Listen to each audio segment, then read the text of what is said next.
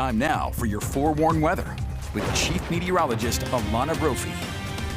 Let me tell you why Alana has such a great job. Of all the perks of being in the weather department, you are the first to see the pictures that people send in. Oh, and they are always so good. You got amazing pictures. They're to great, show. and we live in the best state, so we never have a dull picture or a dull moment. But tonight we're starting with Brian's favorite moon phase. Don't even get me started on the waxing gibbous.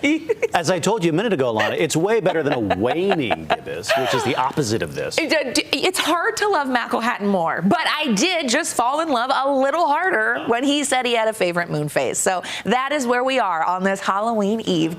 To the moon and back always, Mac.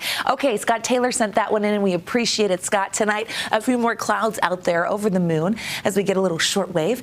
And you notice those clouds moving in from the Pacific Northwest. Northerly flow. We've been dry all day. The clouds filling in the Wasatch Front. That will actually act as a blanket with some milder temperatures overnight, which will feel maybe a little better. A few degrees counts because we've been in the 30s. So perhaps a few locations will just see 40s. High pressure's in control. And with this high pressure, we see a dry streak. And so it's fitting to talk about the latest drought standings. They have not changed since last week, but we like to stay on top of them so you know what's going on. You see red here. That's the extreme drought. Only 4% of Utah with extreme drought. Now, we had a record October. So much moisture.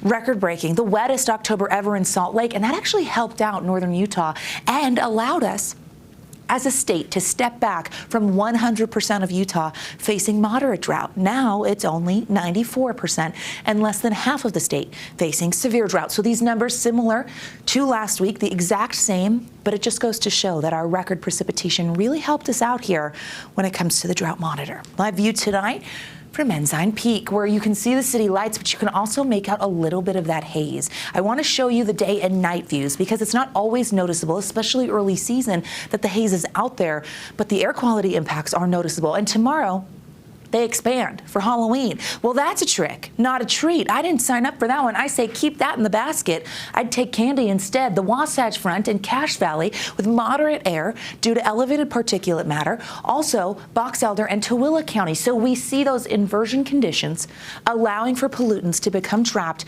And we've got a stagnant pattern here as we roll into Halloween. Cleaner air on the northeastern side of the state. And in southern Utah, green means clean. And you want to hold on to that. I have to show you this again. This is such a pretty sunset. Black Desert Sky Cam kind of catching the sun going down tonight. Love that. Clear skies in the south. 77 was that high in St. George. We made it to 58 in Salt Lake, just 1 degree away from where we typically are. So basically to seasonal norms for today. 57 in Logan, 60s on the eastern side of the state. As we get through the next several hours and into the early morning hours of Halloween, the cloud cover increases, partly to mostly cloudy skies. And I'm just going to say that really sets the tone. It's going to be a moody morning, which is sort of what you want for Halloween. Temperatures in the 40s along the Wasatch Front. We will see those clouds eventually clearing. Our haze, though, sticks around for the holiday. High pressure building over the west. It's going to be a decent Halloween. Even though the haze is out there, we are going to see dry skies, sunshine, and temperatures close to where they should be. So a quiet Halloween, spooktacular, wonderful. I feel like you're going to monster mash all the way to the holiday, and that's great news. I'm all about it. Warming as we head into the beginning part of November. Yeah, and the weekend. We've got a dry weekend because that ridge of high pressure impacts all of the western United States. And as it starts to slide east, it will give way to some storm activity in the Pacific Northwest. But that's going to stay away from us. Our warming trend and above average temperatures stay because the ridge acts as a storm block, meaning we're not expecting moisture until maybe Thursday. We've got to watch the development of this upper level low in the Pacific Northwest by the middle of next week when we're well into November. We're going to see what happens, but definitely looks like a drier stretch, meaning the haze will linger.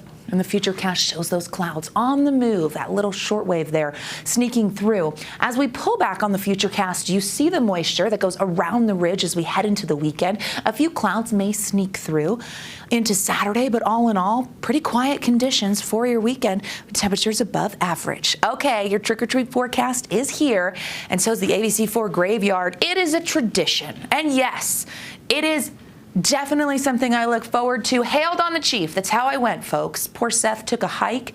Brian was anchored down, yeah, here at ABC4. And Jordan, well, he was weekended. And I wanted to show you As we look at the trick-or-treat forecast, when you head out, you'll see those numbers into the 50s with mostly clear skies. So the cloud cover we see in the morning will eventually move out of the area by the evening when you are out and about with the ghosts and goblins. Temperatures for tomorrow in the 50s and 60s.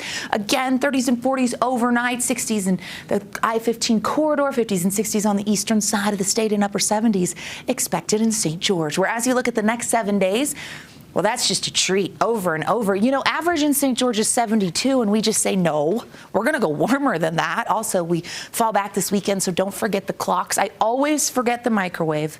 I frequently forget the car. So I tell you so that you'll remember, because I live in that chaos, and you don't need to. Thank you. 60s for the next several days. We get pretty warm. Maybe some moisture next Thursday. Quiet pattern there. Okay, quiet, calm.